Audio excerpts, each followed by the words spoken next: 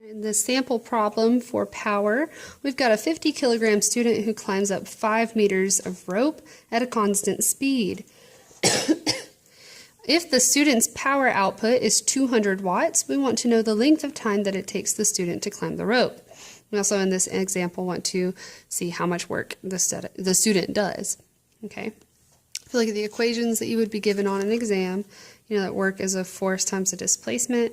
We can redefine that as work is mass times acceleration times displacement because force is mass times acceleration. We also know that power is work done in a certain period of time. It's kind of measures efficiency. All right, so I'm going to go ahead and write out what we have so we can see if we need to combine any of these or whatnot. So I've got a mass, which is 50 kilograms. It's going to climb up that much rope, so his displacement would be 5 meters. It's going at a constant speed. This means, in this case, the power is not going to be changing for what we're looking at, okay?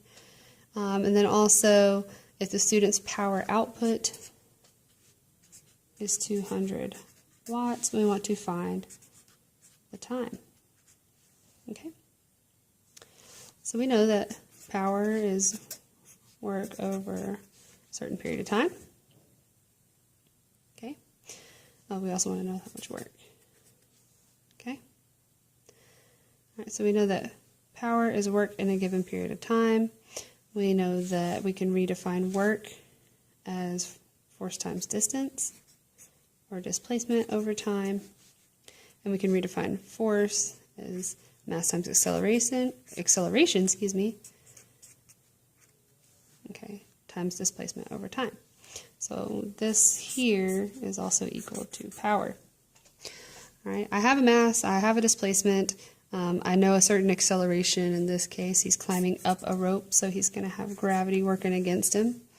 Okay, so we got, it's going to be 9.81 meters per second squared. We're just going to take the absolute value or the positive value or just the magnitude.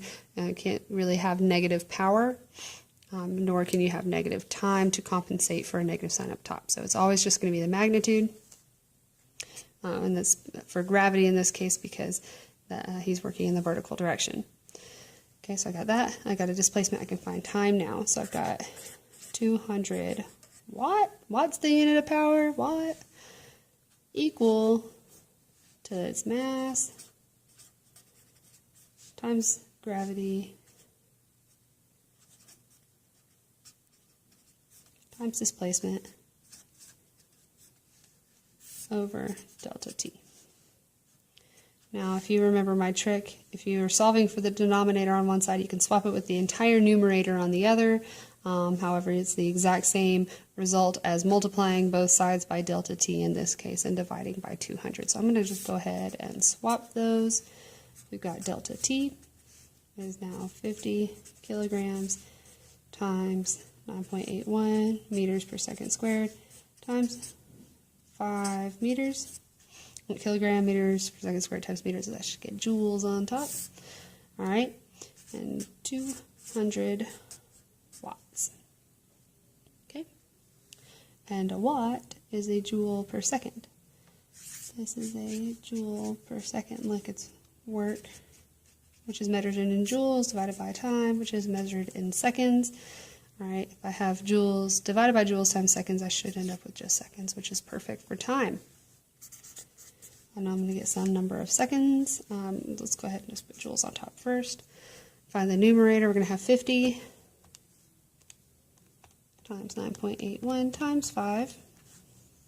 So 2,453 joules divided by 200 watts. Okay. It's going to give us some number of seconds.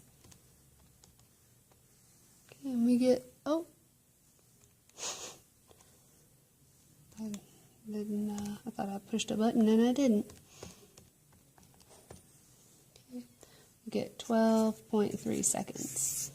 Okay, so it's going to take that climber about 12.3 seconds to climb 5 meters high.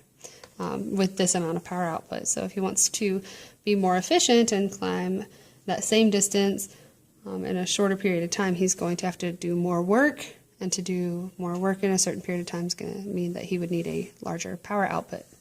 Okay.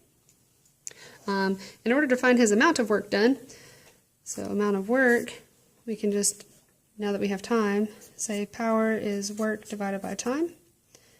All right, so work is going to be power times time.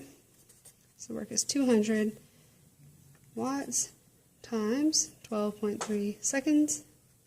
You're going to basically just end up with that number, joules. Okay. All right, yeah, because he would just distribute.